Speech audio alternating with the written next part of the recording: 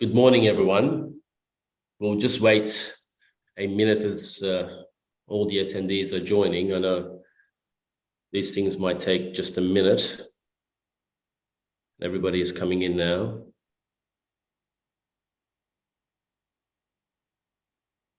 All 13 people.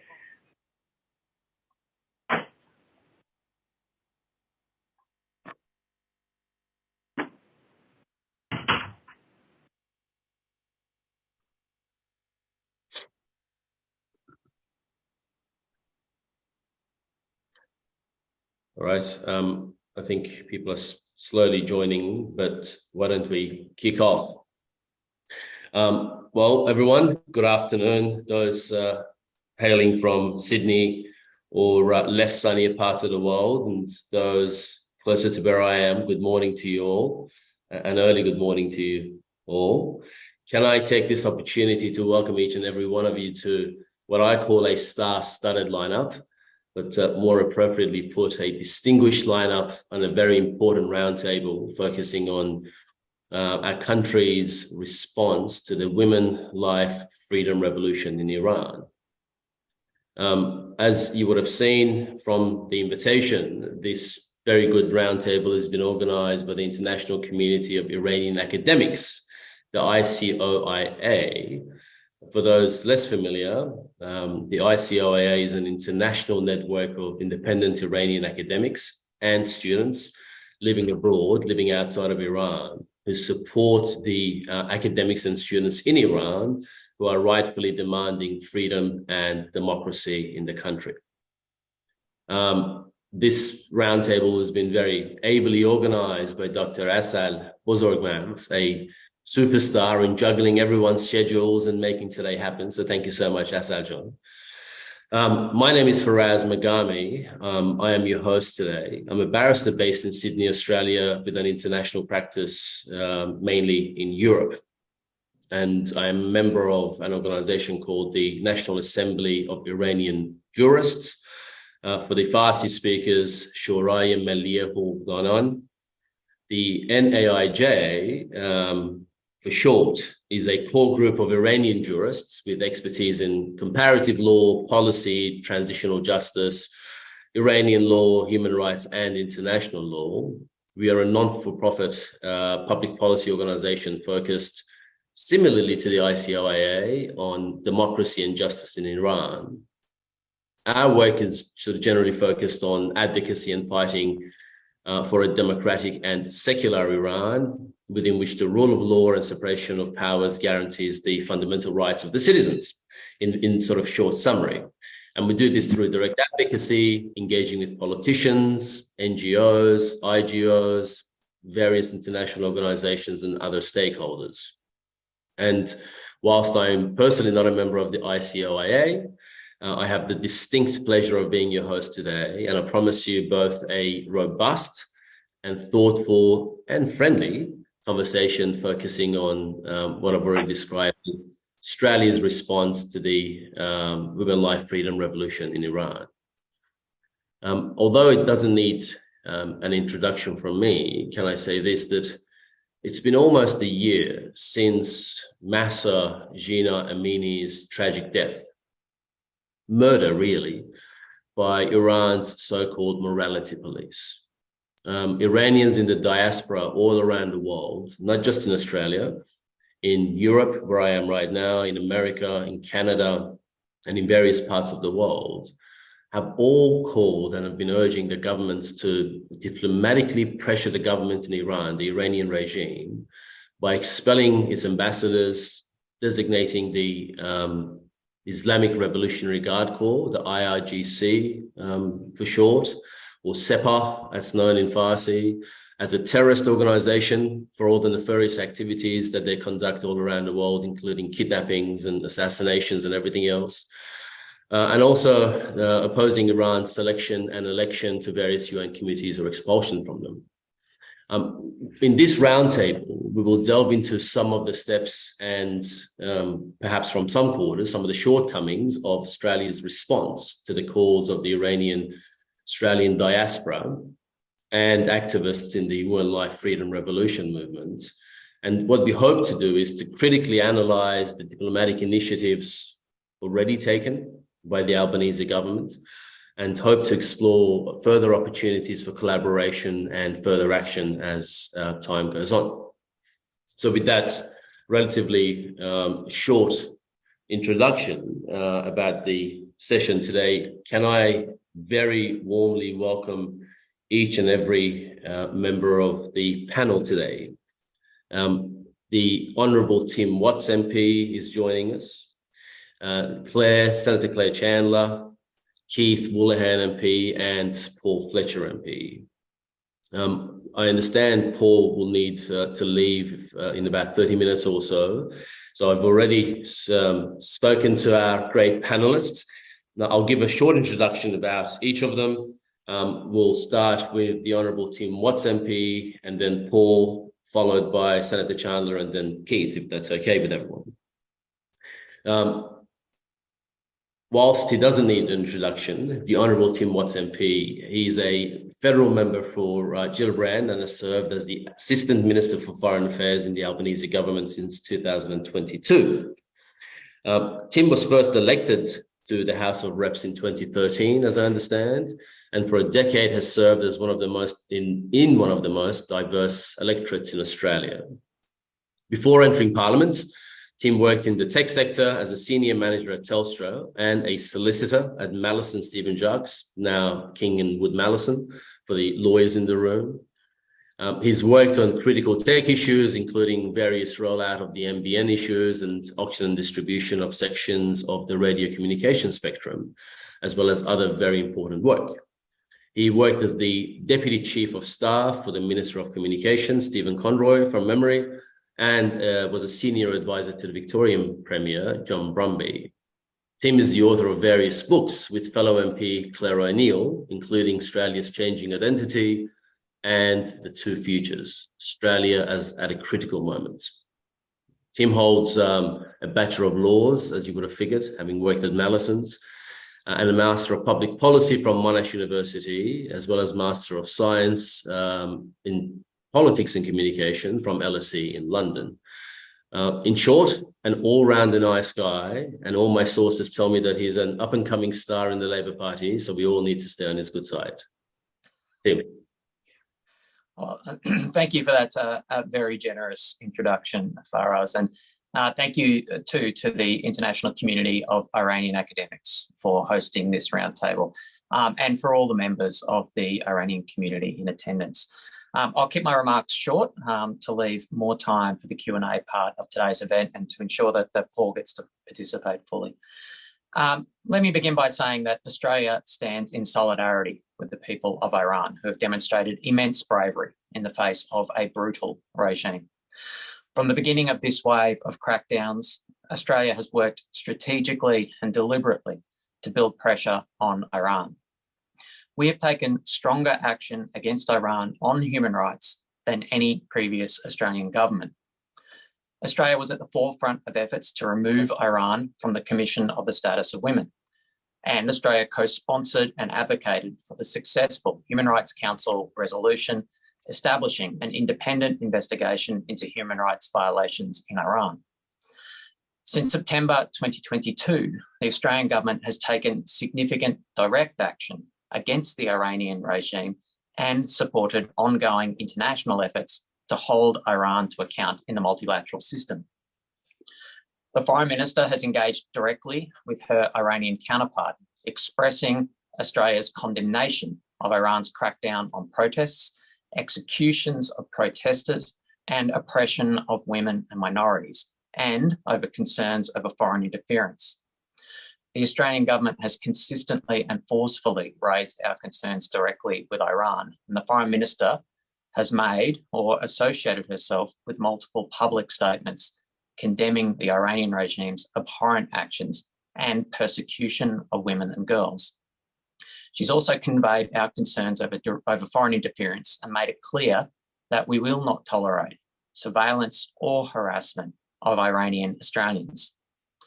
The Prime Minister Albanese has also publicly condemned the crackdown by Iranian authorities, expressing his abhorrence at the actions of the Iranian government in Parliament and called on Iran to respect the rights of peaceful protesters and expressing support for Iranian women and girls. Now, since September 2022, the Australian government has imposed Magnitsky-style sanctions on 36 persons and 17 entities involved in Iran's oppression of women and girls and the violent crackdown on protesters.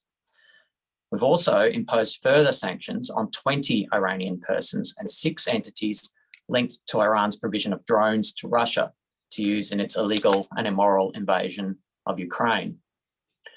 Australia currently sanctions 105 Iranian persons and 162 entities across all of our sanctions frameworks, including thematic human rights sanctions, UNSC mandated sanctions, and Iran autonomous sanctions frameworks.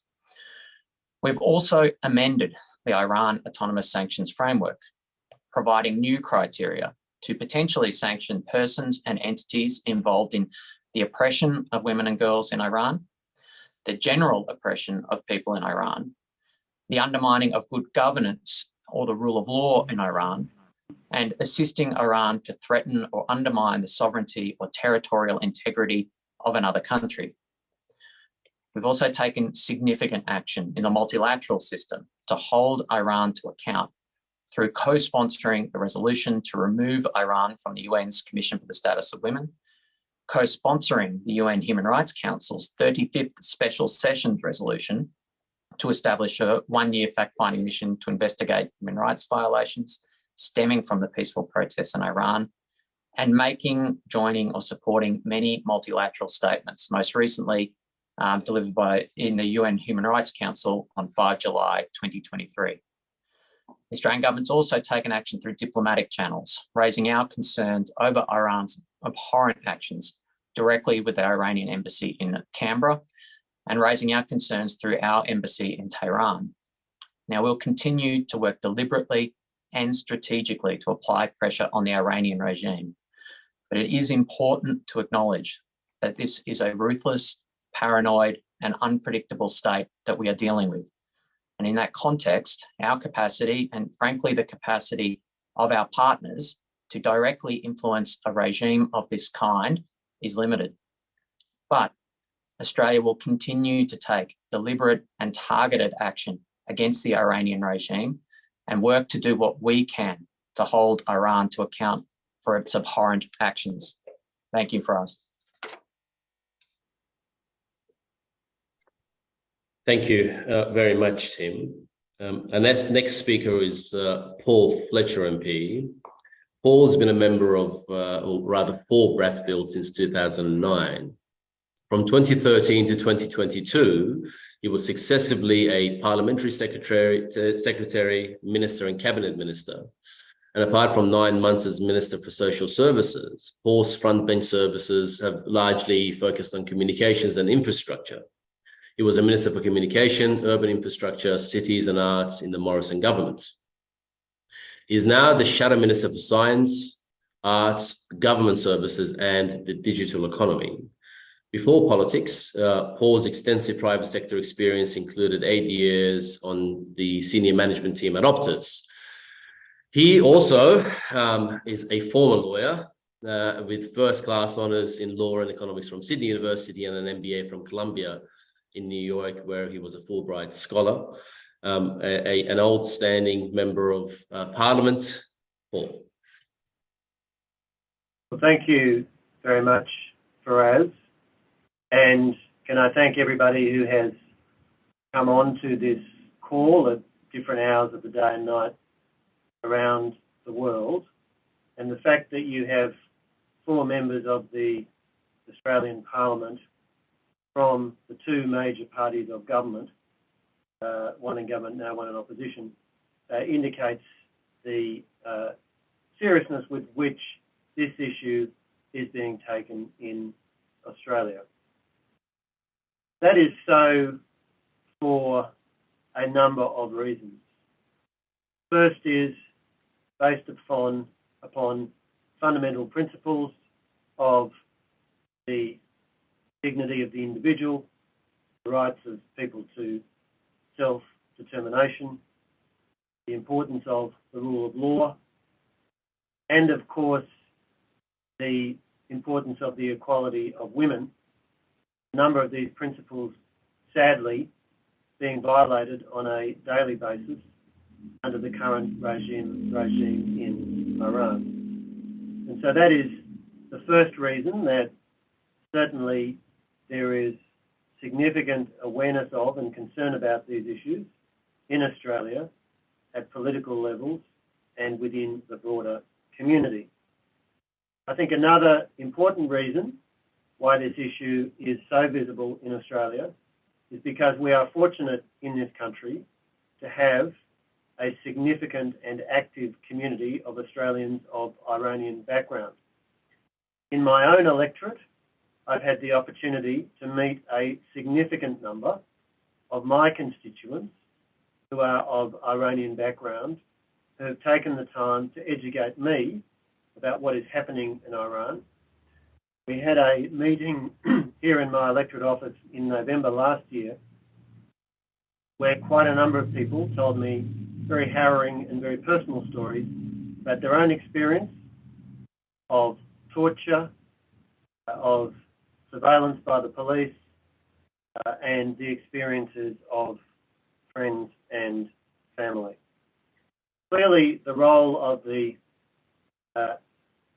Iranian diaspora community around the world is very important. And of course, there are so many people of Iranian background in so many countries of the world, many of them in managerial and professional roles or in academic roles, where they have a voice and where they're using that voice. And I congratulate everybody involved with the international community of Iranian academics for your advocacy. And I say that the Liberal and National parties, of which I'm proud to be a member, have taken a particularly strong interest in this issue because of our commitment to the dignity and the freedom of individuals. Also on this call with me, my colleague Senator Claire Chandler and Keith Wallahan MP. Senator Chandler is Shadow Assistant Foreign Minister and has really done a lot of work on this issue. And I'll leave it to Senator Chandler to set out the position that the opposition, the Liberal and National parties, has been taking. Suffice to say, while acknowledging the steps that Tim Watts has mentioned, we do think there's more that could be done, and Claire will, I'm sure, have more to say about that, as I'm sure will Keith, and I can commend both of them for their very strong advocacy on these issues. And with that, Feroz, back to you. Many thanks, Paul. Can I take the opportunity to now introduce Senator Claire Chandler to you, although many in the Iranian Australian diaspora know who Claire is, and she's a friend to a lot of the community members. Claire is a Liberal Senator for Tasmania. She was elected in 2019, initially serving as the Deputy Government Whip in the Senate and Chair of the Finance and the Public Administration Legislation Committee. She is from Tasmania, but please don't hold that against her. She's been living there all her life and also has a law degree from the University of Tasmania, and she initially worked at Hobart. In the 47th Parliament, Senator Chandler was appointed to the Shadow Ministry and currently serves, as Paul said, as the Shadow Assistant Minister for Foreign Affairs, and has taken a very active role in this regard in relation to Iran. She chairs the Senate Foreign Affairs, Defence and Trade References Committee. That's the committee that held the recent inquiry on Iran and Australia's response to it, and whose report was published not too long ago. At the time of her election, Claire was the youngest member of the Morrison government, and she's also, as I understand, Australia's youngest currently serving female senator. As I had promised you, it's a star-studded and distinguished lineup. Claire Chandler. Thank you very much, Feroz, and thank you to the international community of Iranian academics and everyone who was involved in setting up this event. And I think it's a very important conversation that we're having today, but also a very timely conversation. It's really important that we keep talking about what is happening in Iran, because not only is it it's still happening, but we owe it to those Iranian women and girls and men as well, who have literally put their lives on the line to call for an end to this authoritarian regime and a free Iran. And we all know that the media attention in particular on this issue has dropped off a little in recent months. And I think that is really a real regret and perhaps doesn't reflect particularly well on our local media, but we really cannot allow this issue to drop off the radar. Just because it's not being reported on doesn't mean that there aren't massive human rights abuses still occurring in Iran. And we need to do everything that we can to keep the spotlight firmly on the Iranian regime so that they're held accountable for their actions, and whatever we can do in this forum today to continue to raise awareness of these issues, I think is incredibly important. And in that regard, I associate myself with the comments that all of my colleagues on the panelists have made in relation to this issue. It was the regime's horrific treatment of one woman that set this protest movement into motion almost 12 months ago now. Mahsa, Jina Amini's death following her violent arrest saw the people of Iran take to the streets. Her supposed crime, as we all know, for which Iranian authorities believe was reason to arrest her, was just for not wearing her hijab correctly. This lit a fire in the hearts and minds of Iranian women and girls who were fed up with the regime's disgraceful and contemptuous treatment of women. Videos and photos of Iranian women burning their headscarves or cutting their hair swept social media, and their defiance and bravery in the face of such evil, knowing that they risked severe punishment for standing against the regime, was incredibly moving. And I know when I speak to Australians who aren't necessarily part of the local Iranian diaspora, they all comment on that being a real call to action for them, or a call to care about this issue, because we in this country enjoy wonderful freedoms, and it is an absolute tragedy that women and girls around the world are not all able to enjoy those freedoms in the same way. Sadly, many hundreds of Iranians have been killed by authorities since these protests started occurring, including more young women and girls who have been shot or beaten to death. And it is just incomprehensible that innocent people are being subjected to such a cruelty. Even more confusing, of course, was the fact that at the time that this movement started, Iran sat on the United Nations Commission on the Status of Women. And so on behalf of the opposition, I first called for Australia to take a lead on having Iran removed from that position on the 20th of September last year, the week of Mahsa Amini's death. It made absolutely no sense to me, and I think to many people, that a regime with a track record of treating women as second-class citizens was allowed to sit on the commission in the first place. In December last year, after global outcry, members of the UN Economic and Social Council made the sensible and appropriate decision to boot the IRI regime from the Commission, and I'm very glad that Australia was able to play our part in that. This was a really important step in holding the regime to account for its violence against women and girls, as well as its suppression of women's rights and the human rights of all of its citizens.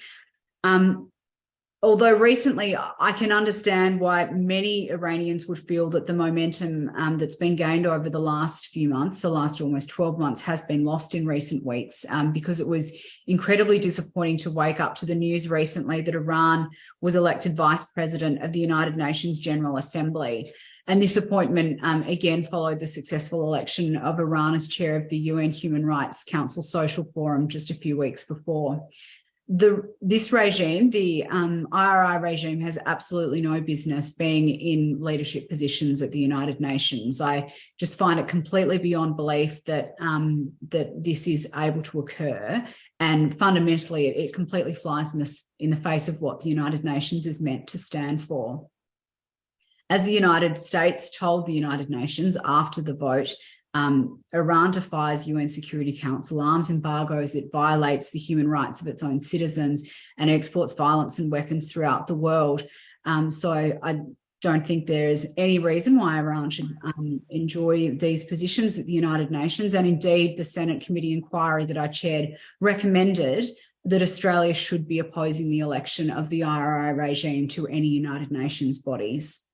On the topic of that report, which was tabled in February, this document laid out a number of ways that Australia can practically and appropriately be dealing with the IRI going forward. And it made 12 recommendations of the Australian government. Despite the fact that Iran is geographically a long way from Australia, human rights abuses and the oppression of women and girls and state-sponsored terrorism and all of these things are matters that Australians can and should take a very strong stance on. The committee received well over 1,000 submissions, many of which were from Iranian Australians, and all wanting to see a strong response to hold the regime to account. And I do want to make comment here that I and my parliamentary colleagues all recognise the significant risk that some members of the Iranian Australian community made in putting those submissions to the inquiry, and we are so incredibly grateful for that evidence. It was a very significant concern coming out of that inquiry that such a large number of individuals living in Australia right now are feeling threatened by foreign government, by a foreign government and its affiliates.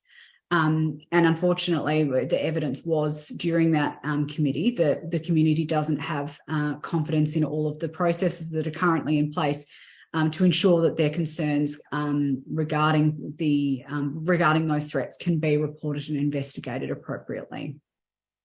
One thing that was made clear through the committee process and the evidence that we heard and is in the final report is that the IRGC should be listed as a terrorist organisation.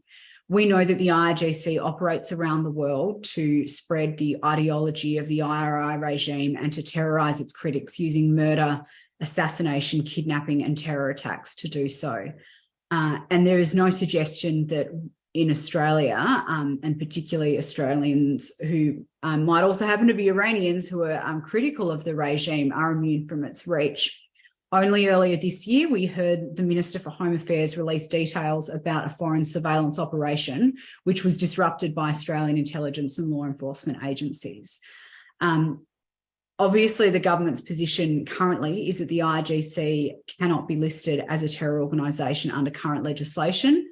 And if that situation, I don't think should be allowed to persist, we should be calling out the IRGC for what it is, and that is what the opposition has asked the government to progress in terms of any amendments to legislation that might be required to allow the IRGC to be listed as a terrorist organisation. And we really do want to work with the Australian government to make sure that that can happen. If nations like Australia don't have the tools at our disposal to take a stand when another country is responsible for such behaviour, then I fear that the message we will be sending is that regimes can continue to get away with such behaviour. And I do note, as Minister Watt mentioned, the changes that have been introduced to our sanctions regime only recently to enable the government to apply further sanctions to Iran, and I certainly welcome those. Recently, I hosted a presentation to parliamentarians in Canberra from internationally renowned actress, producer and human rights activist Nazanin Boniadi. And Nazanin, who is receiving the prestigious Sydney Peace Prize this year, told us that Australia and the West must do more to hold the Iranian regime to account. She urged the government to adopt a number of her own ideas, which very much aligned with the recommendations in the committee report, which was really welcome, to take concrete action against the regime. And one of the questions put to Nazanin in that forum was, well, what can ordinary Iranians and what can ordinary Australians do to push for action? And her response to that question was really simple. We need to keep talking about this issue. We need to raise it whenever we can. And forums like this one that we're all speaking in today is such an important part of keeping this issue in the front of the minds of the government, of all of us as politicians, as well as the broader Australian community. And my commitment to all of you today is that I will continue to pursue this issue wherever I can, within my local community, through the media, on the floor of the Senate, as I'm sure all of my parliamentary colleagues will do as well, because we owe it to those Iranian women and girls fighting for basic human rights to do more and to bring an end to this brutal authoritarian regime. Thank you. Thank you, Claire. Can I introduce to you Keith Woolahan MP? Keith was elected as the federal member for Menzies in 2022, having delivered his maiden speech to Parliament in September last year on the 5th. He was born in Dublin in 1977 and migrated with his family to Melbourne in 1988. So like many of us, he's a migrant. In 1993, his family became proud Australian citizens, and soon after, Keith was elected school captain, as I understand, at Ringwood Secondary College. He was educated at the University of Melbourne, had been taken politics and economics, and then at Monash University studying law. Can I just pause there and say that it is not a grand conspiracy that everybody in the room today are lawyers, I promise you that. He was awarded the Sir Charles Low Prize for the Best Advocate in his years, and later completed a Master of International Relations at the University of Cambridge. After graduating in 2005, he worked as a lawyer with the same firm that Tim worked at, Mallisons. And after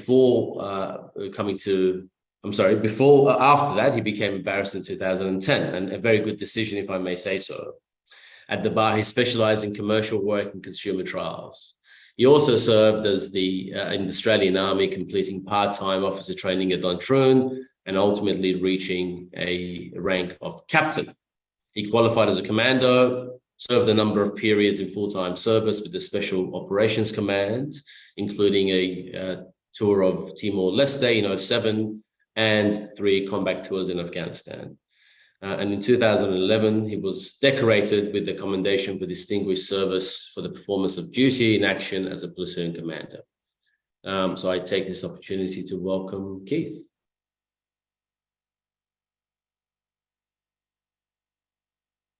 Thank you very much for having me, and thank you to everyone who has dialed in. I know some of you are probably sneaking to a conference room when you're still at work or you've got other things on hold. So I really appreciate it. Thank you to my parliamentary colleagues, and Tim and I not only worked at the same firm, I think we were both answered to the same lawyer who now, Renee Lati, who now runs the whole place. So she had the joy of us doing her work for her.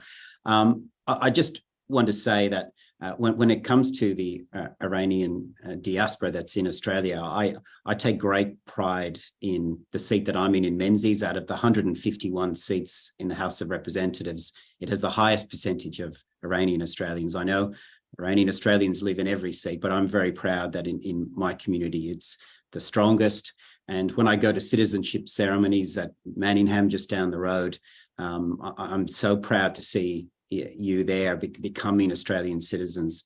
And I've noticed in the last 10 months, that's a very emotional occasion, because there's a sense of excitement and hope for the future of being Australian. But I can also see that sense of grief for your home, because when we come here as migrants, home has various meanings for people, and there's always a bit of you that stays where you came from, and you want it to be a better place. And I hear you in my office and in the community speak with pride about the beauty of Iran, the beauty of Australia, of Iranians, but it doesn't have the government that it deserves. And that's what's at stake here, that you have a country that has so much potential, but it's not being realized because of how it's governed.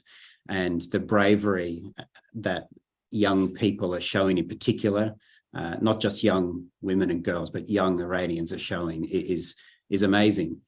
What we've known 10 months later is that there's one thing that the Islamic Republic regime fears more than anything, and it's the wrath of its people. And that wrath can be, it's not shown in violence, shown in civilized protest. And in response to that, there was a crackdown that was brutal, that saw tens of thousands of people imprisoned, hundreds killed. And it had one purpose, which was to make people scared and have fear for standing up for basic civil rights that we take for granted. And we saw the headlines around the world saying that the morality police has been disbanded. But yet a few days ago, we saw the return of the morality police. And I think one of the lessons from that is that the media need to be very careful about spreading propaganda from the Islamic Republic regime. And you knew that at the time. You told me, don't believe those headlines about the morality police being disbanded. It was just a propaganda line. But 10 months later, the protests haven't gone away. They've evolved, and they've evolved because you have to react to the crackdown.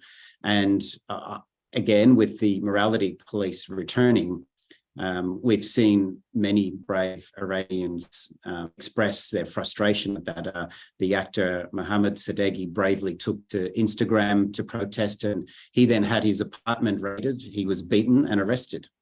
We've seen protests outside. I saw videos of protests outside the City Hall of Rashtan after an attempt to arrest 3 women. And then there was many lawyers on the forum. We saw 54 Iranian lawyers who expressed support for Mahsa Amini after she died. They were summoned to explain their social media posts. So the protests haven't gone away. The fire that is in the belly of the people of Iran and the diaspora here hasn't gone away. So we should make sure that through forums like this, through the parliament and everywhere we go, that we strengthen their arm and strengthen your arm. And I know that you're doing that. I endorse everything else that has been said. I appreciate Tim being on this. We want to make this as bipartisan as possible, so that it's not about politics. It's about making sure that those who are putting their lives on the line are fully supported, and that our Iranian community in Australia is fully supported. So with that, I'll hand over to the moderator, and I'd really be keen to hear your questions. Many thanks, Keith. For all the participants today, I'm sorry if I missed this morning. There is a Q&A box where you can put your live questions there as opposed to the chat box. You'll see that at the bottom left, at least on my screen. There are already a good flow of questions. So why don't I take the very first question by Kylie. This question is directed to the Minister, Tim Watts. Australia continuously claims to be at the forefront of international measures to punish Iran over its human rights abuses, such as removing Iran from Commission of the Status of Women, which is often cited. But since then, as we heard from Claire, Iran has been elected as chair of the UN Human Rights Council Social Forum and also the vice president of the UN General Assembly.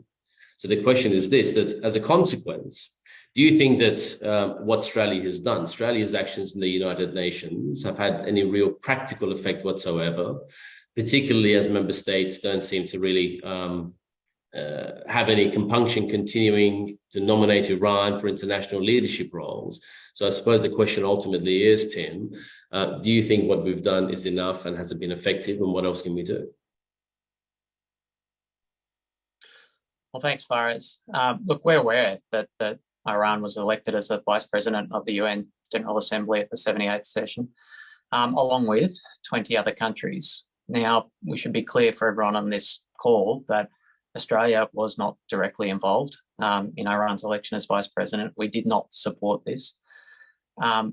These are largely ceremonial roles. So vice presidents are requested to preside over UN General Assembly meetings when a president's not able to attend. And there's a sort of a rotational pattern in which people are elected. Now, look, I'm disappointed that happened, that we weren't able to prevent Iran's election. But we should all understand that there are limits to the action that Australia can take against Iran in multilateral settings. We can't control the actions of other countries. Similarly, it's regrettable that a country which so blatantly disregards human rights was appointed to a position of leadership on a global body, the Human Rights Council Social Forum. that's dedicated to promoting and protecting human rights. We did not support that appointment, and we directly conveyed our concerns with this appointment to the Office of the President of the Human Rights Council. We'll continue to work with like-minded partners to hold Iran to account in multilateral forums. But as I say, there are limits to the actions that we can do and how much we can control other partners. We can make the case in very strong terms about the abhorrent conduct of Iran and its flagrant disregard for principles of international law and human rights. And we make that case in multilateral forums at every opportunity. And that's what we'll continue to do going forward. Thanks, Tim. Claire, can I turn to you on this question? I mean, it's fair that Australia has taken a very strong approach to this, the United Nations at the international level. And I remember personally Mitch Fifield's very strong words on the vote in December last year to remove Iran. And for those who are not familiar, Mitch Fifield is the current ambassador and I think the permanent rep to the United Nations for Australia. But Claire, I suppose the question to you is, given the strong words that fell from Mitch, given the strong words that fell from a coalition of partners and countries, and the fact that Iran is now elected to further roles, leadership roles, and having heard what Tim has said, what do you suggest that we do? Or what can we possibly do at the international level? Sure. I mean, I think first and foremost, it's best wherever possible that Australia can have a really clear statement on the record of our views regarding, any certain nation taking on these sorts of positions, but particularly when it's a nation like Iran, where there are, like I said in my opening remarks, genuine concerns about the appropriateness of the appointment. So I think it's really useful for Australia to be upfront about that, not only because it creates a more transparent decision process that Australia is taking at the UN, but I also think can have the potential to encourage other nations to likewise take brave stances and likewise say, no, it's not acceptable that Iran, specifically in this situation, takes on the positions that they do. So that is really important. Like the minister said, the reality is in many of these UN forums, it's a numbers game just as much as how decisions are made in our own parliament in Australia is a numbers game. You have to have a majority of people on your side to make to get a certain view forward. So is the same at the United Nations. And again, in that regard, I think it's important for Australia to lean into this, to say that, we are going to take strong positions on countries like Iran taking these roles at the UN so that we can, I hope, work towards getting together a number of different countries in that multilateral forum to be able to increase the numerical support that we need to be able to block these appointments when they happen. As the minister said, that's the reality of the situation. We need to get to a position where a majority of countries are likewise standing up alongside Australia and saying, this isn't acceptable, this isn't good enough. So any role that we can have as Australia at the United Nations in leading that charge, I think is really important. Thank you both. And I think it's fair to say that at the international level, especially those of you who have had experience at the UN level, that things operate in a different way. And whilst we find as right-minded individuals and members of the community, the appointment and reappointment of Iran to these leadership roles are strange, it's important that, as Claire said, for Australia to continue to voice its displeasure and I suppose formally put on the record our position, that is Australia's position, when it comes to the appointment of Iran or the Iranian regime's representatives in any leadership roles. Can I put this question again? This is to Tim. I'm sorry, Tim, you're going to be bombarded with all these questions. This is in relation to the report of the Senate inquiry that Senator Chandler chaired. That report was delivered, as I understand, on the 1st of February this year, with a set time frame for Australian government's response, and I think within 3 months from memory. That deadline has now come and gone, and as far as my researchers have shown, at least, that there hasn't been a formal position put by the government. So the question is, when can we expect A, response, and B, what those responses will look like? Thank you, Faraz. Well, let me first say and express my thanks to all the members of the Australian-Iranian community who came forward to share their experiences with that Senate committee. Their evidence certainly deepened the government's understanding, the parliament's understanding, and all of our sorrow, in fact, about what has occurred in Iran. Now, the government is carefully considering its response to the Senate Foreign Affairs, Defence and Trade References Committee, and we'll provide that response in due course. I'm not in a position to say when that will specifically happen. That's a process of government, and I can't give a specific date on when that response is going to come.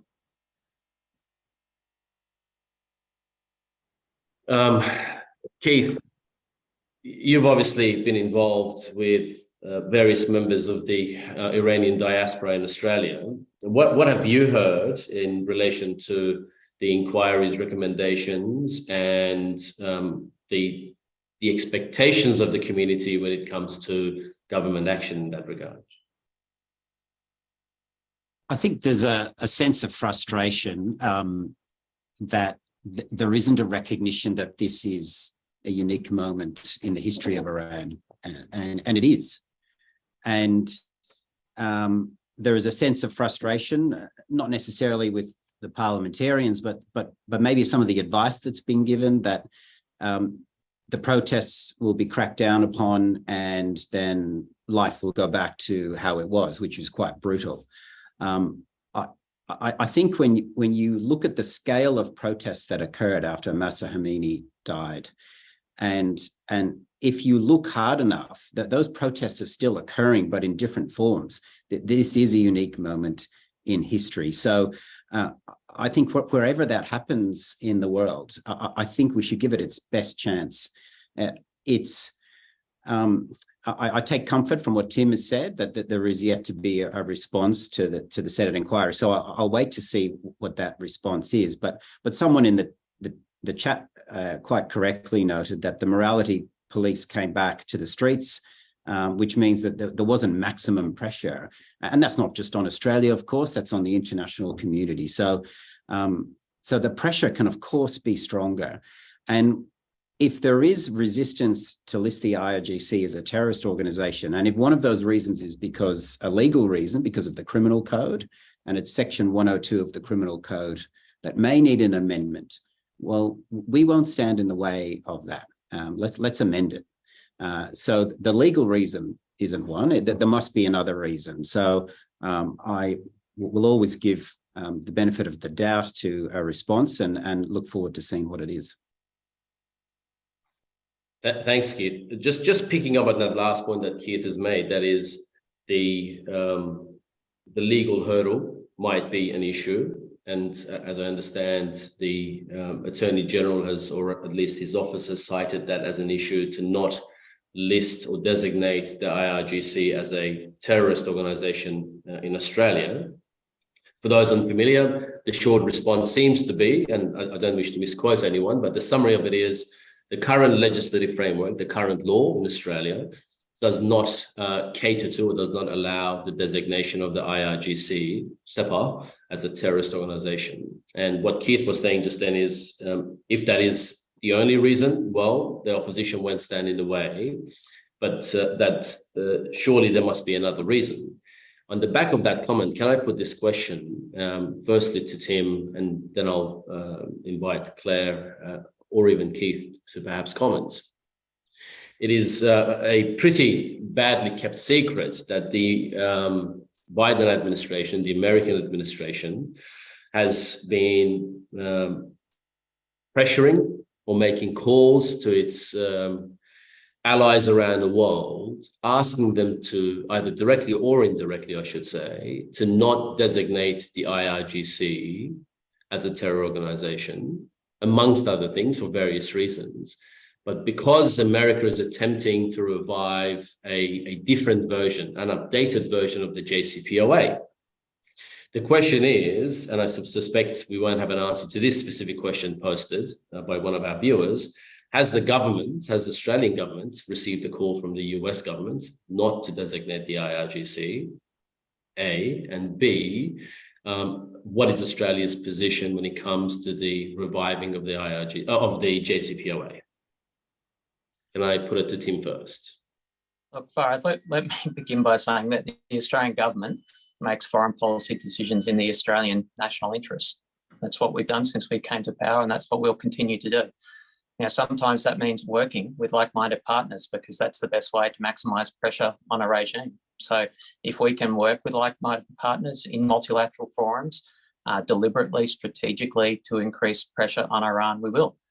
But all decisions we make will be decisions made in the national interest.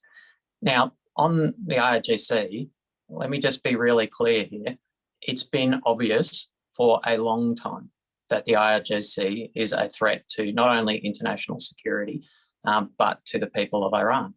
The Gillard government understood this, and that's why the Gillard government imposed broad-based sanctions on the IRGC as a whole, as an organisation in 2010. Now, the Albanese government, similarly, after 10 years, has also recognised the threat that the IRGC presents. And that's why, since we came to government, we have been using all the tools available to us to take meaningful action against the IRGC, including sanctioning 27 IRGC-linked individuals and 21 IRGC-linked entities. As we know, they're complex entities associated with that group. So I understand and I recognise that those who are calling for the IRGC to be listed under the criminal code want to see the IRGC face consequences for its actions. And that's exactly what the Albanese government is doing and what the Gillard government did before it. Now, on the issue of listing, now the purpose of listing under the criminal code, it's very clearly set out. Parliamentarians understand this. We voted on it. We understand the purpose of this legislation. It's to make it easier to prosecute individuals in Australia for supporting terrorist organisations. Now, it's not a foreign policy tool designed to increase pressure on foreign governments. Now, the way that the legislation operates is that the criminal code applies to non-state actors, not state actors. And it's clear that the IRGC is a fully formed part of the Iranian state. As I say, a malignant part of the Iranian state, a threat to international security and to the people of Iran, but it is a part of the Iranian state. Now, more broadly, it's important to note that while similar debates are occurring about the potential listing of the IRGC as a terrorist entity in like-minded countries, we should understand that there are not like-minded countries who have taken this step to list the IRGC as a terrorist group under similar criminal codes since the protests began. Thanks, Dean. Claire, can I turn to you now? And obviously, it's heartening to have confirmed by the Minister that Australia makes decisions based on our own national interests, and regardless of the rumours about America pressuring others not to do things because they are trying to revive the JCPOA or otherwise, Australia will make its own decisions. Accepting that, can I ask you to give us or the audience your views on the IRGC's designation, firstly, and the response by the government as to why it is currently not doing what the Iranian diaspora in Australia have been calling for loudly, and I should say uniformly when it comes to the IRGC, that is to designate them under the code. If the code needs amendments, get that amendment done and get on with it.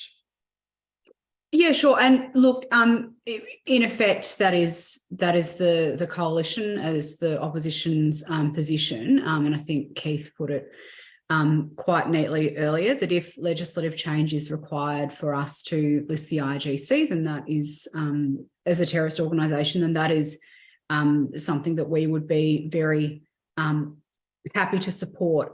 I think fundamentally this is about, notwithstanding the intricacies of what listing of terrorist organisation enables our law enforcement agencies to do, all of which I think is very important. It's just about calling an organisation out for what it is. The minister himself said that we know that the IRGC poses significant national security threats to countries across the globe. And obviously I agree with that assessment by him. We know that they export terrorism to other countries. And so if there's something that Australia can do to formally recognise what the IRGC is doing, then that is something that that we should be pursuing. And that is one of the many reasons why listing the IRGC as a terrorist organisation is the opposition's policy position. But more broadly than that, I think it's really important that across the community, at all levels of government, across across different parties around the parliament, that we, regardless of the intricacies or the fine print of what our policy positions might be, aren't afraid to publicly call out the awful things that the IRI regime is doing and that the IRGC is doing. And I don't think anybody on this call today would be seeking to dismiss any of these behaviours that we're seeing from either the regime itself or from the IRGC as being anything less than completely unacceptable. Sure, we might differ in how we want to designate that. And like I said, the opposition has the formal position that we have on that, but we all need to be continually calling out the IRGC, individuals within the IRGC, within the regime more broadly, for the abhorrent behaviour that they're undertaking. Thank you, Claire. The Europeans, and to some extent the English, seem to be, if I can call it, more advanced when it comes to this issue of the designation of the IRGC, although, to be fair, neither the bloc nor individual countries in Europe yet, and neither the United Kingdom have designated the IRGC yet.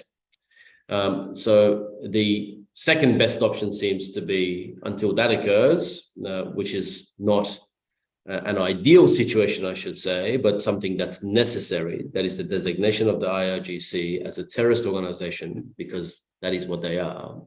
The second best option seems to be, as the minister said, the imposition of sanctions, it seems. So Keith, can I turn to you on this question that's come from our audience? The designation under the Magnitsky-style sanctions targeting various leaders of persons or entities, I should say, that the minister talked about have been set out. The complaint seems to be that a lot of these individuals who have been designated seem to be people or entities who have no connection whatsoever with Australia, and the designations are basically a marketing campaign to say we've done something.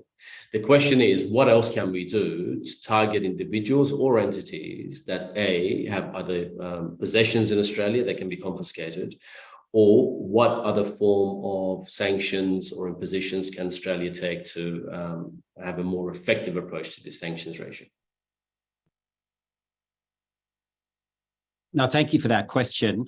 I think that the system that we have under that sanctions regime, it is a good one, but if it is poorly targeted, well, then let's feed that information back into the government so then it can be better targeted. If that's done directly to the government, that's a good idea. If you want to do that through my office, I'm happy to facilitate that as well. I don't profess in any way to be an expert about who should appropriately be on that list or not, but I do know that the community probably has a very good idea. So I would welcome any contact about that directly, or if you want to contact the government and then CC me in that communications, I think that's the best thing you can do if you have a better knowledge and understanding of who should be targeted.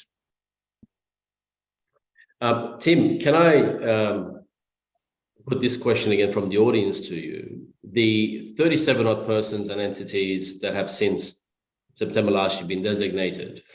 The question is, what is the process that the government goes through to identify individuals or entities to target, to sanction, especially in circumstances that it seems that none of those persons or entities currently designated by the Australian government have either any assets or any presence in Australia?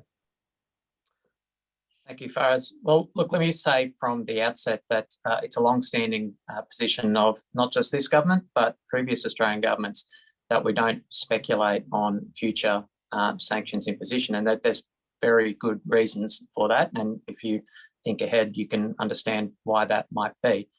But let me just talk generally and say that these Magnitsky sanctions in particular are tied specifically to the conduct of individuals, so that they're informed by the behaviour of specific individuals. And you can see from the people that were designated that they were designated for specific conduct. Now, that said, we recognised, we've been active in this space, that there hadn't been a lot of activity on sanctions for a long time, and we've got that going again. But we, at the same time, recognised through that process that there's a range of behaviours that weren't captured by the existing, the previous Magnitsky style or existing UNSC or autonomous sanctions regimes. And so that's why the government and the Foreign Minister asked the department to go to work on investigating, expanding the scope of Australia's Iran autonomous sanctions regime. And just recently the government has implemented those amendments to the autonomous sanctions framework, and new criteria now exist for sanctions for persons and entities who are involved in some of the examples I said earlier. So the oppression of women and girls in Iran, the general oppression of people in Iran, those involved in undermining good governance in Iran. So people's right to liberty and security, or the right to a fair trial, or rights to freedom of assembly, or freedom of communication and information. And similarly, in light of some of the behaviour we've seen, those responsible for or complicit in threatening the territorial integrity or sovereignty of other countries. So clearly, the intent here is to capture more forms of behaviour that we've seen from malign actors in Iran. That's a general statement. As I say, for very good reason, don't speculate on the specifics of any individuals. Thank you, Tim. On the back of that, Claire, it seems obvious that the designation of the IRGC requires more work, more cooperation, and that targeted sanctions, whether Magnitsky or otherwise, at least in the views of the diaspora in Australia, don't seem to be as effective. The next tool in the arsenal seems to be stopping what's been termed as dirty money entering Australia. The question put is, in summary terms, this: what can, or rather what should the Australian government do more actively, whether through AUSTRAC or otherwise, to stop the flow of dirty money from Iran, money that international organizations and our own security agencies can no doubt confirm are monies or assets linked directly to the IRGC? Faraz, I don't profess to be an expert on money laundering or counter-terrorism financing or any of these sorts of things, but look, I think broadly speaking, we need to ensure that all of our law enforcement agencies and the relevant finance entities, and I'm struggling to think of all of the acronyms at this point in time, are appropriately resourced to be able to identify these transactions when they are occurring and appropriately putting a stop to them. And in that regard, again, I think it's we can't understate the importance of there being openness and transparency from government, from our institutions more broadly, about individuals that might be in Australia who might be connected with the regime in some way and acting in nefarious ways towards members of the Iranian Australian diaspora, not just in terms of accepting money from overseas to fund whatever it is that they might be up to, but even in terms of what they're actually doing. Like I said in my opening remarks, we have a very publicly aerated example now in Australia where forces connected with the regime were conducting surveillance on some Iranians within the Australian community, and I think that was really concerning from all levels of government, all parliamentarians, all members of the public hearing that story. And in fact, I'm sure that the Home Affairs Minister was very concerned about it because she chose to talk about it publicly, and we know that doesn't happen every day. So across the board, we need to be making sure that all of our relevant government departments, that our relevant law enforcement agencies are effectively resourced to be able to deal with this new and emerging risk of the influence of the IRA regime within Australia, just as we need to make sure that they're well resourced to deal with any sort of foreign interference on Australian soil. But it just seems that more and more often we're hearing stories and concerns raised about this now. So with that comes an increased need for government to be constantly vigilant in its approach to these risks. Thanks, Claire. And I suppose, to be fair, the questions when it comes to AML and CTF and the various forms don't fit neatly in any of the portfolios of our distinguished guests today, but nonetheless, they're very important matters. Tim, I think, do you want to say something on that? Yeah, well, look, Faraz, you're quite right to say that this is, and Senator Chandler's right to say that this is primarily a Home Affairs portfolio issue.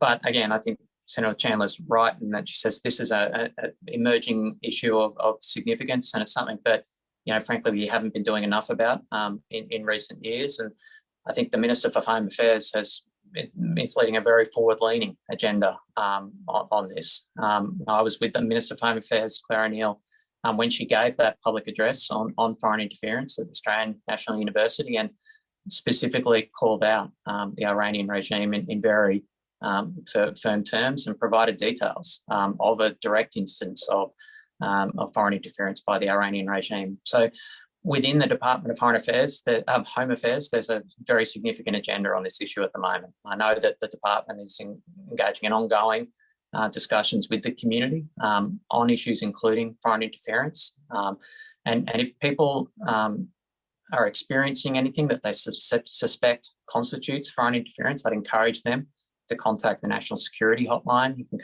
contact your state police, you can contact the Australian Federal Police.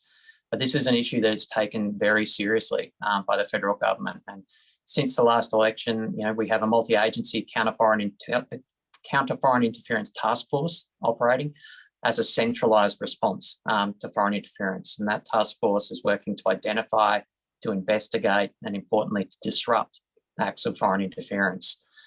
So we've been very clear that we will not tolerate, under any circumstances, attempts by foreign regimes to disrupt peaceful protests, to try to push violence or to suppress specific views from being expressed in our country. We are ferociously protective of our democratic freedoms in Australia. All Australians, regardless of their heritage, regardless of where they're born, regardless of their ethnicity or their religion, have the right to participate in our democratic institutions, free from that kind of foreign interference, to exercise their democratic rights. I should say as well that the Foreign Minister has conveyed her concerns over foreign interference directly in a phone call with her Iranian counterpart, where she made it clear that we won't be tolerating surveillance or harassment of Iranian Australians, and we will be taking action. Thank you, Tim. Picking up on that point on foreign interference, there has been, and the inquiry that Senator Chandler chaired heard direct evidence on this, but there's been a consistent complaint by members of the Iranian Australian community of harassment, campaigns of harassments against them. Examples given, and I'm quoting in summary terms, some of these things from the evidence given to the Senate inquiry and some of the work that the NAIJ has done in advocating for individuals, whether in Australia or elsewhere. But people being followed from the place of work to home, people being photographed or recorded by video in protests, people being harassed sitting in food courts with the children saying the IRGC will get you. The foreign interference, we can all accept, takes different forms, and accepting again that this is a matter for Claire O'Neill's portfolio rather than Foreign Affairs or anybody else's portfolio here today.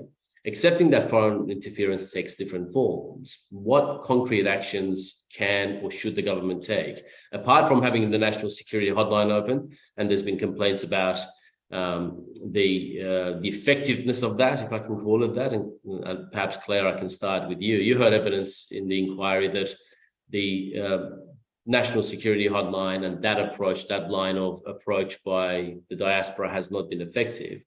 What is the opposition's position when it comes to foreign interference in relation to Iran, and more specifically the targeting of individuals by at least various arms of the Iranian regime? Sure. I mean, the position is that sort of interference is completely unacceptable.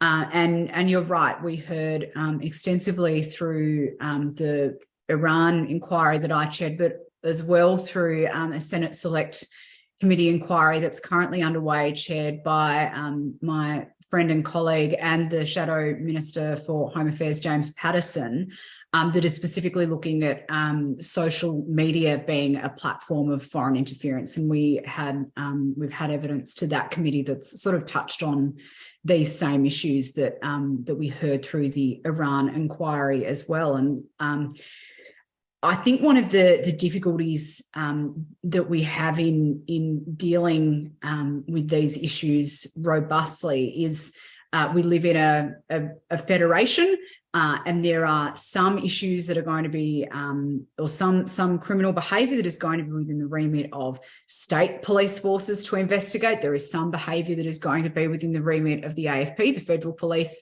to investigate. There's going to be further potential criminal behaviour that would be up to ASIO to look into, and lots of other sort of smaller government agencies kind of get plugged into the process along the way. It's difficult for me to know exactly how that process works as an elected representative, let alone if you're a member of the public that was trying to report something. And so obviously the national hotline, I think, has been set up to an extent to be able to triage that.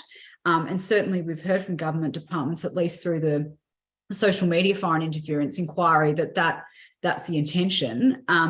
But it gets very complicated when you've got other police forces involved in different states and, being able to gather the right evidence to be able to prosecute appropriately. So I guess in terms of what more we can be doing, again, I don't want to speak on behalf of Senator Patterson as the Shadow Home Affairs Minister, but I think broadly speaking, it's that same point that I made earlier about resourcing and ensuring that our law enforcement agencies are as well resourced as they can be to understand the changing profile of this risk. And we know that, foreign interference doesn't happen in the same way that it did, back in the 1980s. These are very sophisticated setups now, particularly when we're talking about using technology to undertake that sort of same interference. So our agencies need to be appropriately set up to deal with these issues. And again, be able to refer those issues to appropriate levels of law enforcement if it's at a state level where that's relevant. But again, provide that state law enforcement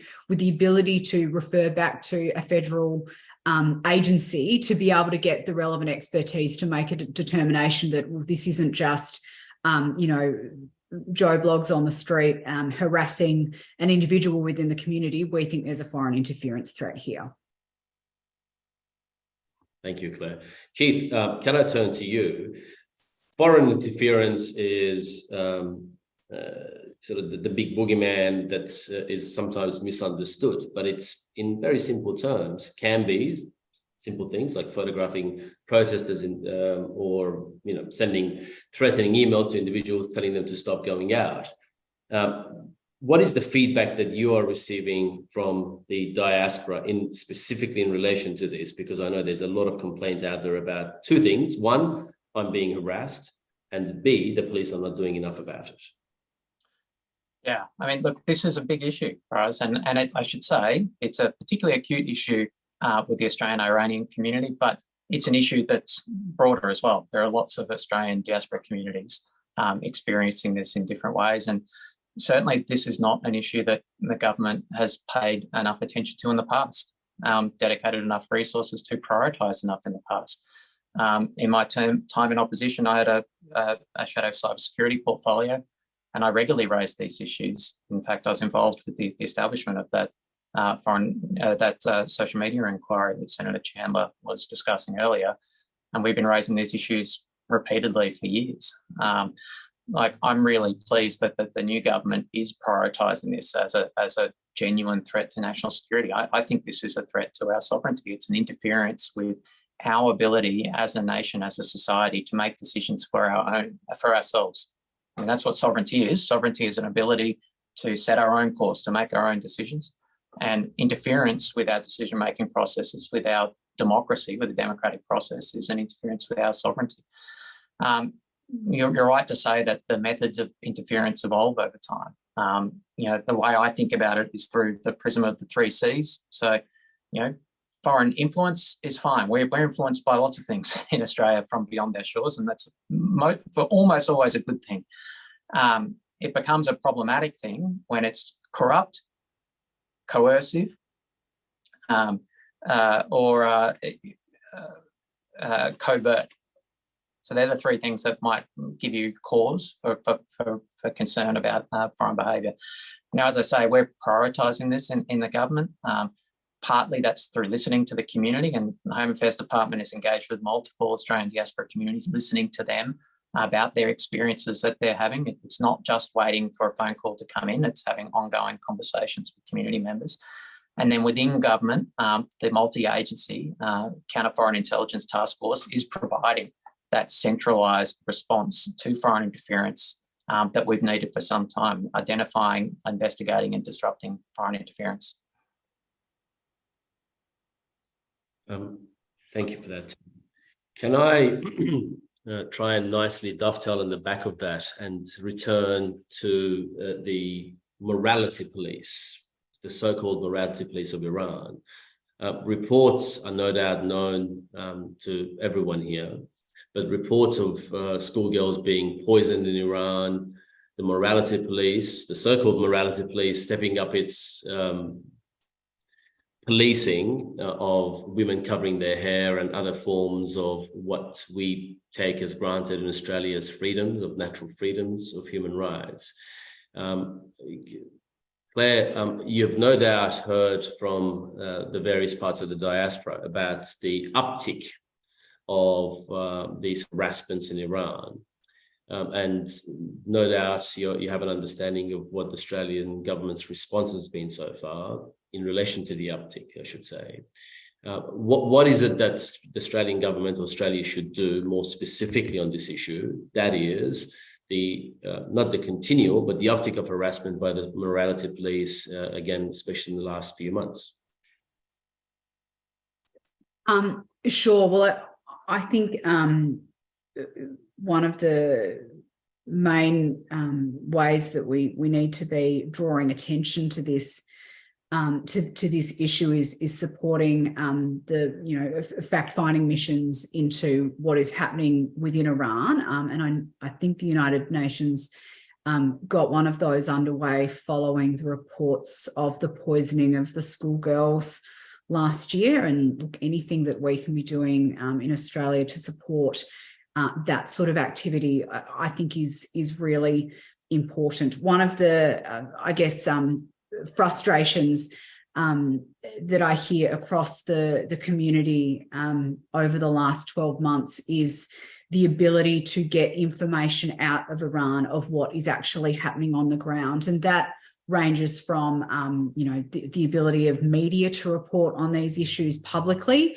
In Australia, we know that our friends in the Fourth Estate are always going to want to fact check things as much as they possibly can before they put an article out there. They wouldn't be doing their job if they weren't doing that. But it's very hard to fact check things when you are dealing with a country that doesn't have the ability to communicate either within country or externally in the same way that I can, but that we can rather. But I hear that as well from individuals within the community that are very concerned about what might be happening to their loved ones back in Iran, and that their ability to communicate with their families is sometimes inhibited as well. So, look, I think we need to be supporting these fact-finding missions wherever we can, so that we can shine a greater light on exactly what is happening inside Iran. There is no greater antidote to the violence and the abuses of human rights that we're seeing there than being able to shed light on these issues so that the global community can become aware of these. And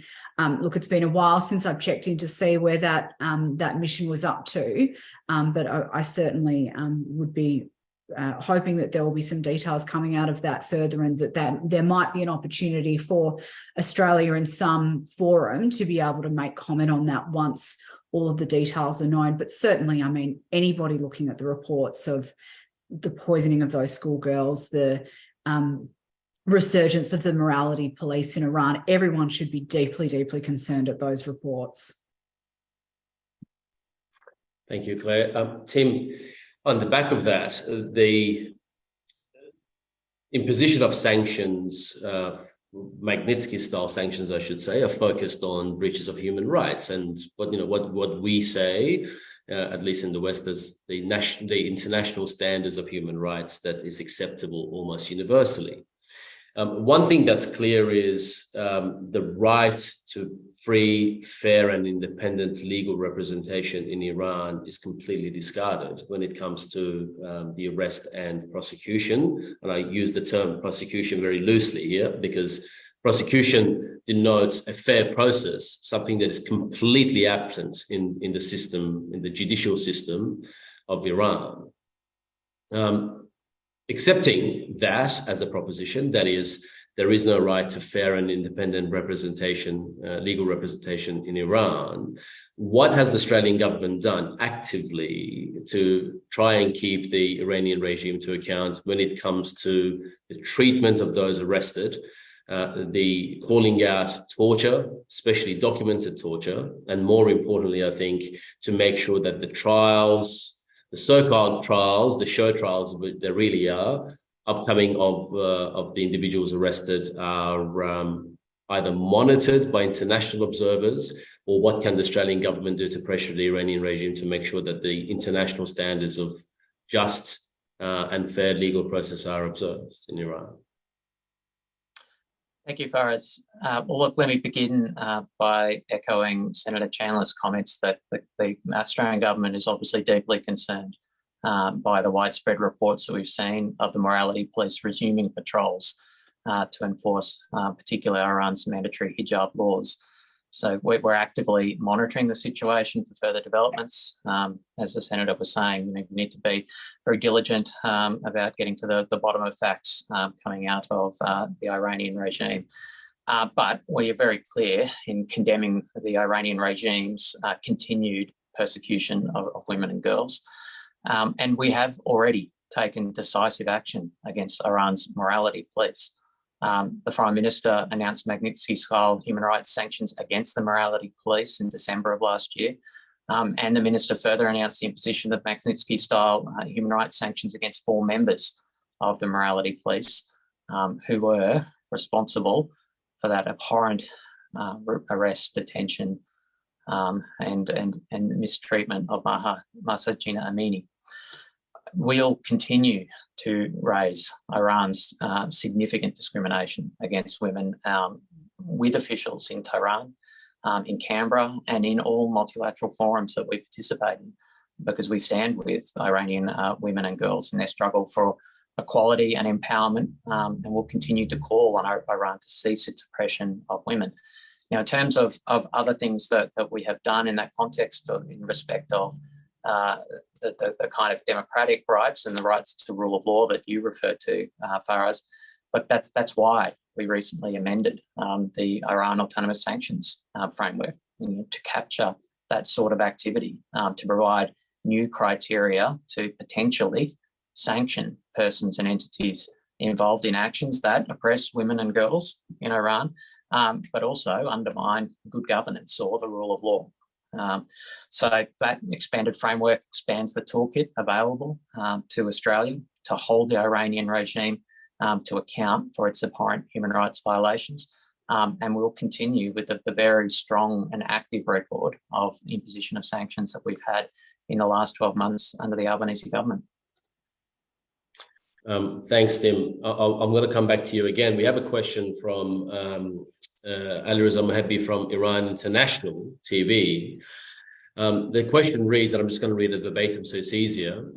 Yesterday, the Islamic Republic's authorities announced a new campaign to force women to wear the Islamic headscarf, the hijab, and that the morality police returning to the streets 10 months after the death or the murder of Mahsa Amini because she wasn't wearing a headscarf properly.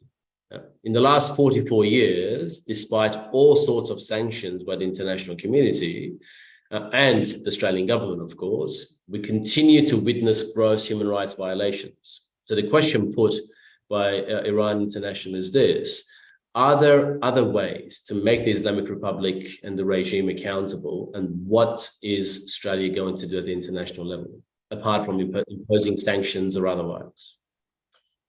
Thanks, Faraz. Well, as I've been saying, that the strategy of the Australian government is to work deliberately and strategically to build pressure internationally on the Iranian regime. So it's a multifaceted approach. Part of it is the imposition of sanctions, as I've discussed. Part of it is through directly calling out this abhorrent behaviour in multilateral forums, in international forums. Part of that is directly expressing our views and our rejection of this behaviour in bilateral discussions in Canberra, in Tehran. I should say, though, that we will continue to do this. We'll continue to lean forward. We'll continue to be active on this. But we are dealing with a ruthless, paranoid, unpredictable state. There's a limit to how much you can influence the behaviour of a state like that. That's the reality that we face. Directly influencing a regime like this that is ruthless, paranoid, unpredictable is a very difficult challenge. We'll continue to use all the tools available in our toolbox. We'll continue to work with like-minded partners to do so. But I would not be honest if I was not saying that there are limits to what we can effectively achieve on the international stage in facing a regime of this nature. Keith, can I draw you on this question? The questions are coming in fast and quick on this point. The Iranian regime's fingerprints are now universally accepted all over Ukraine. Whether it's the DIA's report of a few months ago, for the first time, the Defense Intelligence Agency, not the CIA, the DIA, confirming that the drones used in the Ukraine by Russia are Iranian-made, Iranian-produced. And the various imposition of sanctions by the Europeans, the English, the Americans, the Canadians, etc., in relation to that, and obviously the sanctions imposed by Australia. So, Keith, the question posed that I like you to respond to first is this: the Iranian regime is actively involved in the war in the Ukraine, and the IRGC is the extension of the Iranian regime's arm in that for its activity. What is it? And but how is it that we can tackle this issue outside of the usual sanctions regime? What can we actively do as a country to stop that from happening? It's a good question. And I think there is a lot of bad things happening in bad places in the world, but there are probably none worse than the trench warfare that is occurring in the eastern part of Ukraine. The European continent hasn't seen warfare like that since at least World War II, and some of it since World War I. It's quite devastating. Until recently, the Ukrainian forces had the upper hand when it came to drones and drone technology, and being used to devastating effect. You would have seen the imagery, how they can, with pinpoint accuracy, put not just bombs within little windows of tanks, but they're putting notes for forces to surrender and then sending signals. It's really quite something else. So Russia is responding and reaching out to Iran to help build that gap. And it's not just in the supplying of drones. I've seen reports that Iran is going to help Russia build actual drone factories. That would be quite a significant turn for the worst if Russia was to obtain the same technology and capability, because one thing Russia has over Ukraine is scale, that they can scale up that sort of conflict. And if you're going to scale up drone warfare against Ukraine, that is quite worrying. And we've seen Iranian drones used not only on the front line, but in Kyiv. So it does open up to the question. It opens up other avenues that can be explored, because right now, people and countries who value freedom and democracy are under threat, and there's an alliance of autocracies that are coming together, and it makes sense that it's in Iran's interest to align itself with Russia's interests. I don't know the answer to the question, but I know that it opens up a lot more. I think by Iran taking that position, it's a high risk move, which should have consequences from the international community. Thanks, Keith. Claire, can I put this to you?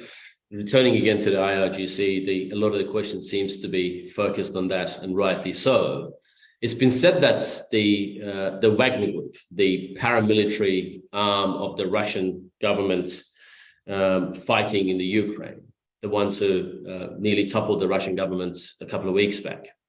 The Wagner is the parallel military outfit funded by the Russian government, and I think President Putin said that they've spent over $1 billion on them in the last year.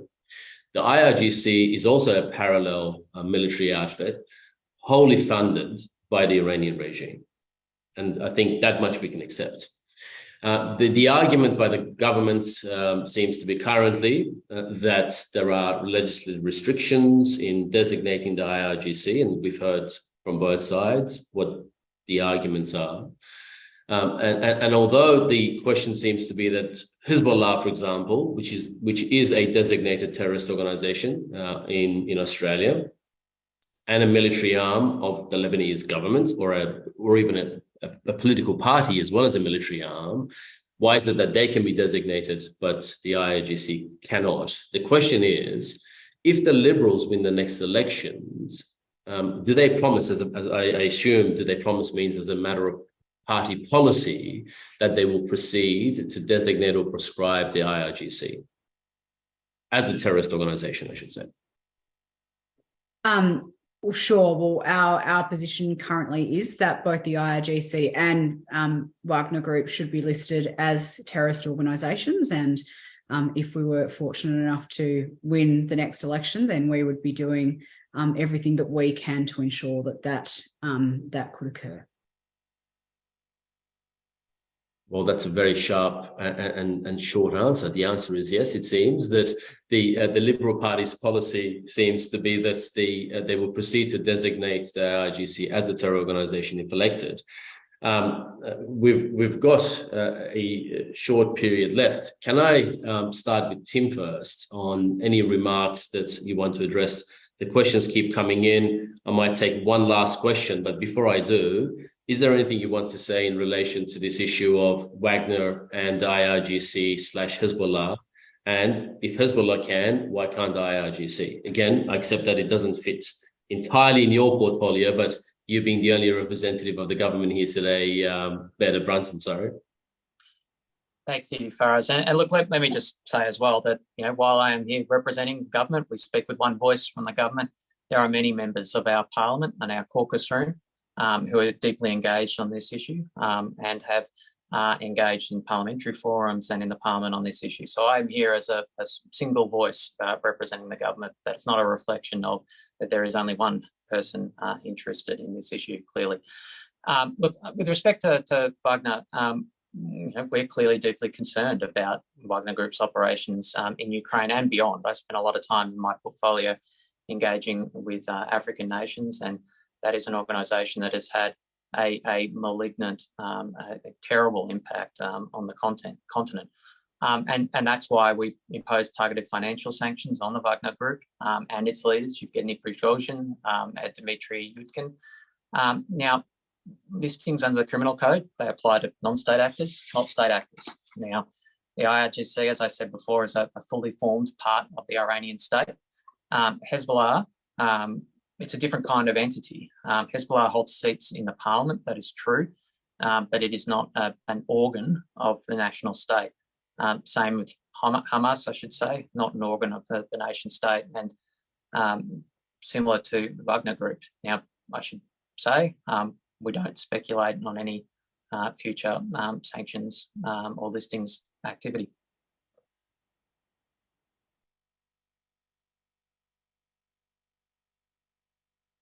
Sorry, I had to unmute myself there quickly. The question put, and again, Paul has left us because he had to run, but the question about the connection of internet and the use of internet in Iran by the people has come up relatively frequently. And one of the earliest calls when the revolution started, global calls, was for governments to do more to make sure that the Iranians are connected. Whilst we don't need a reminder, I should say that in the initial days and months, weeks and months that followed, internet was in some parts of Iran non-existent. And in other parts was so slow that it was almost useless. There's been recent calls by the ITU, I think it's the International Telecommunication Union, where Iran has made requests to basically restrict services like Starlink or other internet access providers within the airspace or the region of Iran. Does Australia have and perhaps turning first to Tim and then I'll ask Claire to respond to this, but does Australia have a policy in relation to pressing the Iranian government for free and accessible internet? And do you currently, Tim, know anything about this request by Iran to restrict access to services like Starlink or otherwise? And has the government done anything about that yet?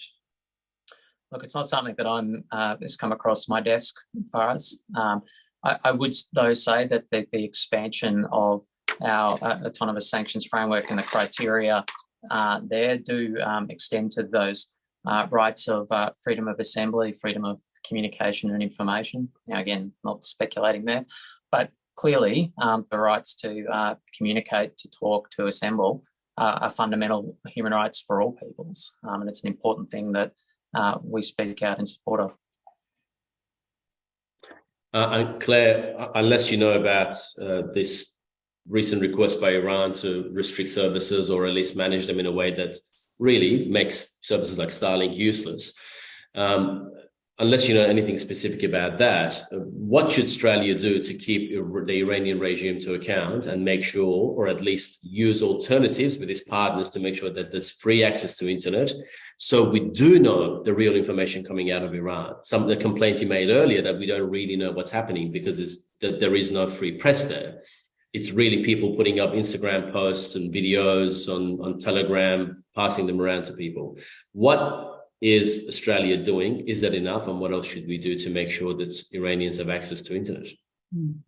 Look, it's a really interesting question, and it's certainly something that has been raised with me, not as much through formal mechanisms like through Senate inquiries, but certainly in conversation with the Iranian diaspora, as I referenced a few minutes ago.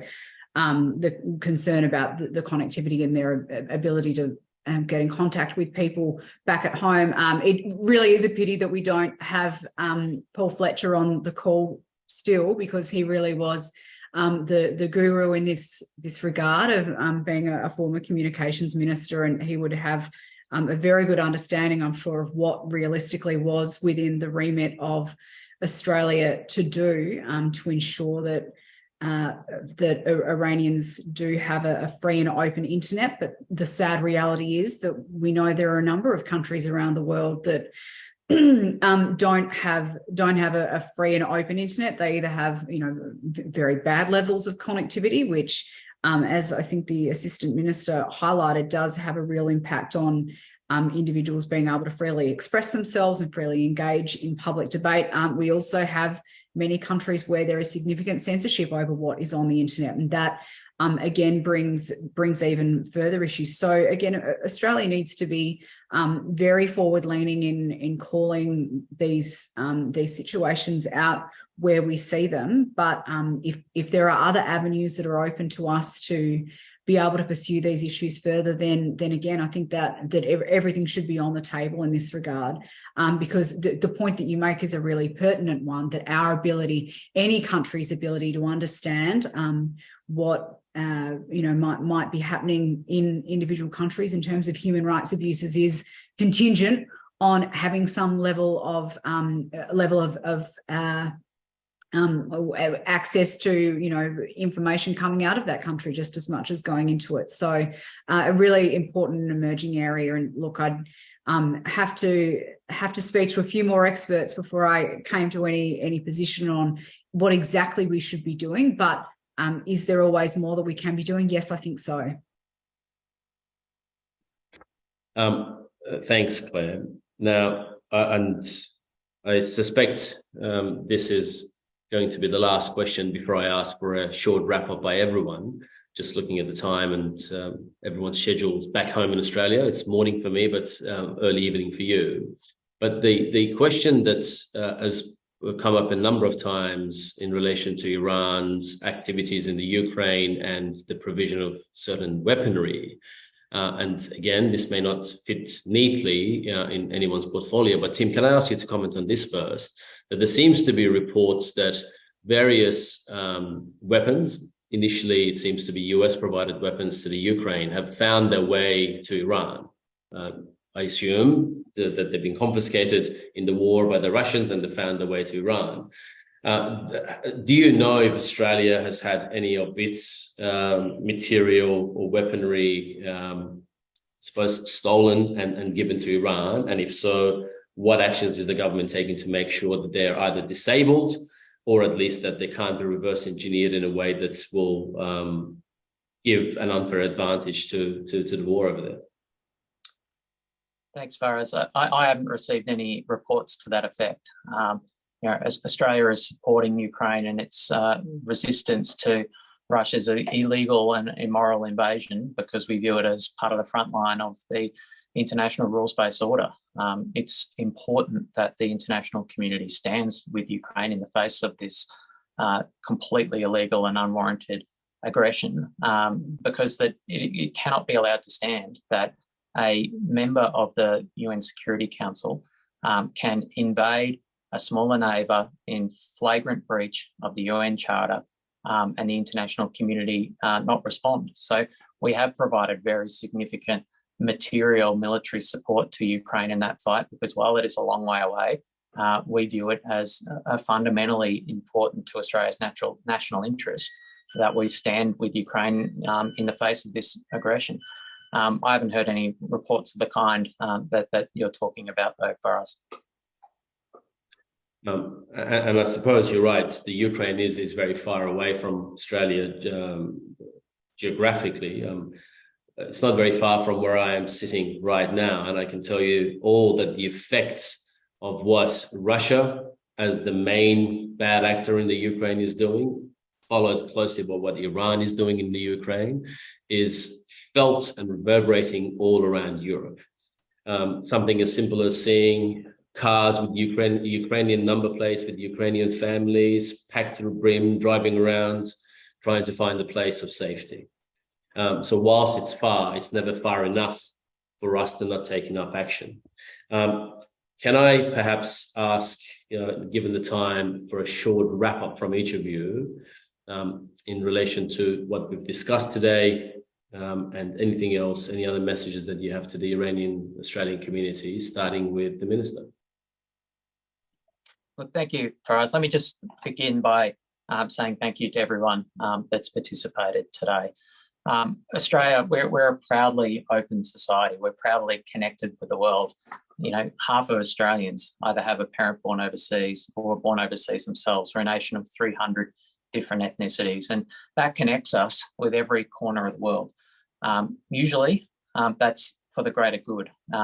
But in times of trauma overseas, we know that has a deep impact on those Australians who are deeply connected with parts of the world that are experiencing the kind of horrific events that we've seen in Iran in recent times. So let me just express my thanks and solidarity with members of the Australian-Iranian community who have joined on this roundtable, but also who have been outstanding advocates for the people of Iran in our country since this crackdown began.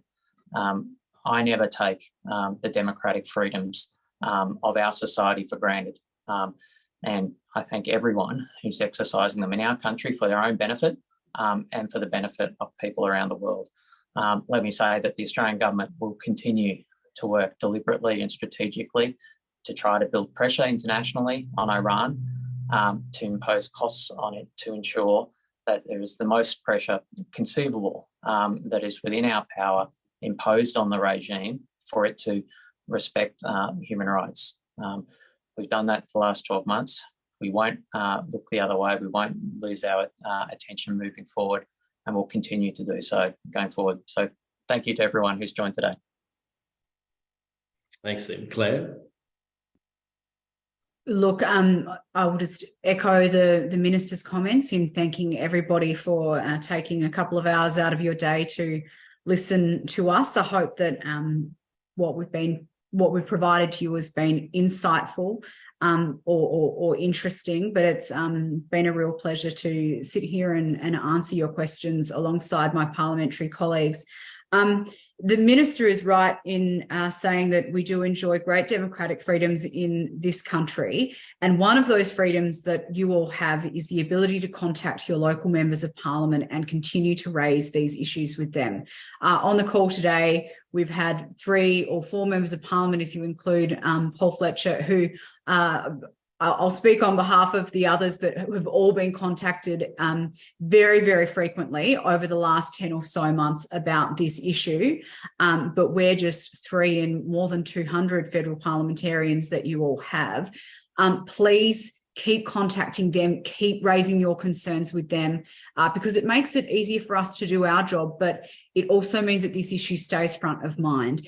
And I genuinely do think that one of the reasons we are still talking about what is happening in Iran almost 12 months down the track is because of the passion and the advocacy of the local Iranian diaspora in reaching out to parliamentarians, particularly the ones on this call right now, to keep raising the fact that this is an important issue and that this is something we all need to be aware of, and it is something that we all need to be acting upon. So please, please, please do the same to all of your local representatives, particularly at a federal level, but at whatever level of government you can. Keep raising your concerns and keep advocating on behalf of your community, because your passion really does mean something. And I think it is because of your passion that we're still talking about this 12 months down the track, that government is still acting.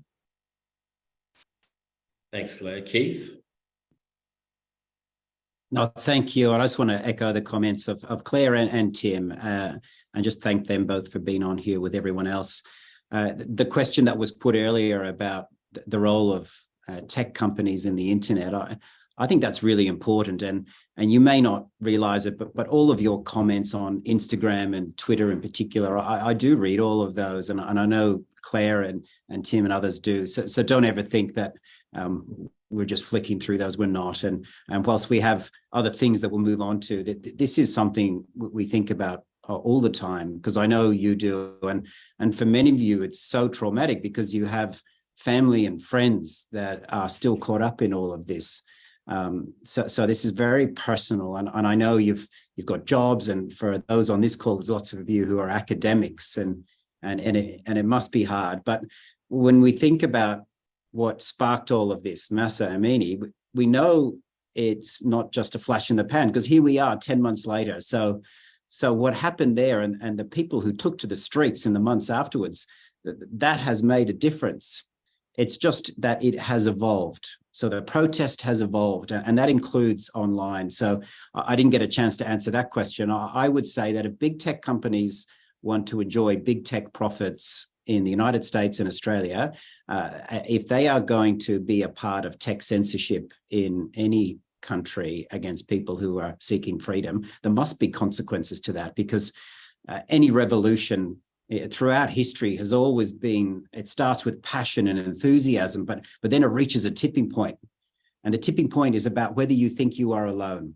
If you think I'm the only person who thinks like this, but my neighbor doesn't, it sort of stops. But one way to show people that you're not alone is to go out onto the streets. But the other way is technology. Technology, I think, can act as a democratic tipping point towards freedom, but it can also go the other way. And our job is to put maximum pressure to make sure big tech always leads towards freedom. And that's a big role for us.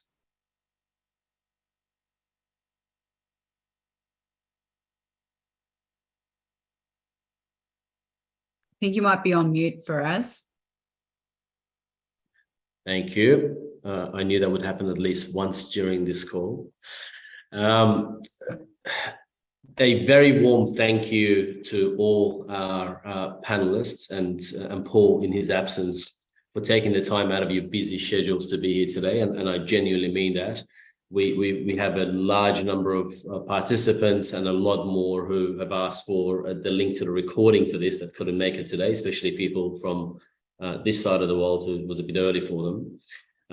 But there is one message that I'm asked to pass on to our representatives in government on behalf of the Iranian Australian community, and that is this, that we want continued and meaningful engagements with both the government and the opposition. And when I say that, our representatives, people who we vote for to be the voice of us in Parliament. And that continued and meaningful engagement that I speak about doesn't mean that there is one voice, whilst we accept that there are diverse views, even in the Iranian Australian community, there is at least one focal point that we all agree to, and that is this. We want Australia to be at the forefront in the international level when it comes to fighting for the freedom of the Iranian people. People in Iran and people overseas and the diaspora collectively are making the call that not just the Australian government, but every government needs to stand up for freedom and for democracy and for what we take as for granted as the basic human rights. So that's the message that I'm asked to pass on to the three of you, plus Paul, who's not here. Finally, again, thank you very much for making the time, and thank you for all the participants for your questions. And I'm sorry if we didn't get to some of them. No doubt we will have further sessions like this again in the future. Thanks, Faraz. Thank you. Thank you. And thank you, everyone.